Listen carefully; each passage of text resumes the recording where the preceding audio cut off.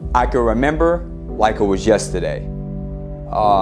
They say that success leaves clues, and also they say that life can be a cruel teacher, right? But nonetheless, you can learn a lot as well at the same time.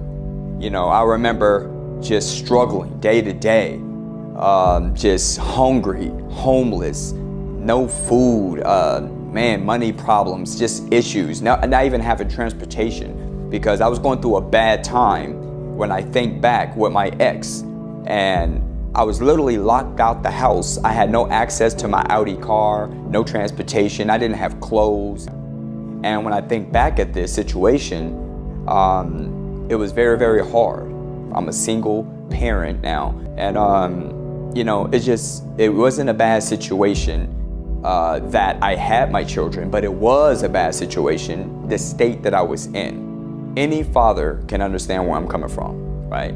If any of you have kids, I know you know what I mean. So being in a new state as well, new environment, not knowing Arizona, because I'm from Las Vegas, Nevada, it really, really made it tough. No one was there, nothing I could do to help me to get out this situation. Needless to say, it was tough. It was a day-to-day struggle, but I had these desires, you know what I mean?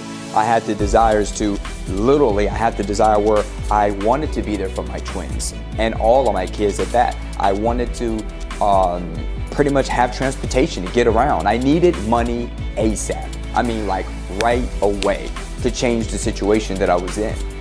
And I just remember that I read this book called Rich Dad, Poor Dad by Robert Kiyosaki. And then also a book called The Cash Flow Quadrant, which is his second book. And it talked about the 4 different people in the world. And I was thinking, man, this information is really key. It's really paramount to change everything, right? But the biggest thing is that I really needed to provide for my kids. You know what I mean? I wanted to be a rich dad too. I wanted financial freedom, because at that time, the reason why I was so hard with jobs is because my background wasn't squeaky clean either. So every time I would get a job and land a job, I would lose it right away because of my background, right? And then with that being the case, it also made it very, very tough, because if you can't work, you can't provide money. With this all going on, just everything, oh my gosh, it just really, really, it's like when it rains, it pours. So I really wanted to have freedom. We're in America, and they call this the land of the free. You know what I mean? So I wanted freedom. I wanted to be able to provide for my family, to have the freedom, and most of all, I wanted to be a role model. And then I will never forget when everything changed. It's like I had a revelation, like an epiphany. I'm a very much so believer of the Lord. I'm a believer in God. And this voice kept saying to me that it's hard to kick against the pricks, right? You have to change. In order to have better, you have to become better, so you can do better, right? If you want more, you have to become more. So I remember going to the library at this time, being homeless for the good 2 to 3 week period. And I was homeless at that time after not being able to get into the house. And I remember looking up online, just trying to find ways to make money. And I came across something called clinical study trials. And I was like, what is this? This clinical studies. I've never heard of it before. I found out through the library, through messaging, and when I found out this information about clinical trials, I was like, wow, I can actually do this. It all started at that moment. I never forget, I had a little glimpse of hope at that point. I need to be a lab rat. That was the epiphany I had. I need to be a lab rat. I could become rich being a lab rat, actually. And then why not just take the money from that and invest in assets? Then I could turn those riches into being wealthy. It's that simple, right? So I put a plan together. That's when I said, you know what? I'm just gonna do clinical studies. I'm gonna get the money so I can be back with my babies, to take care of my kids. I want to take care of my parents as well, because we all know parents took care of us when we were younger. It's our duty as we get older, as adults, to take care of our parents, right?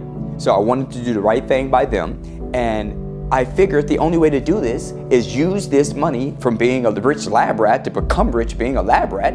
Use these clinical studies as a way to start online businesses. Use these clinical studies as a way to invest in assets. So finally, I got to Texas.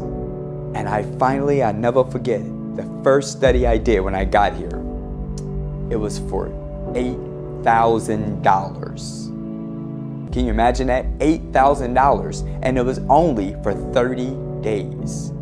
To me, I'm like, I was like, oh my gosh. That was a life changer. It was a game changer. I could be able to send some money now for my kids to help my mom and dad through hard times. I could be able to do things because when I found this out, that 8,000, it didn't just stop there.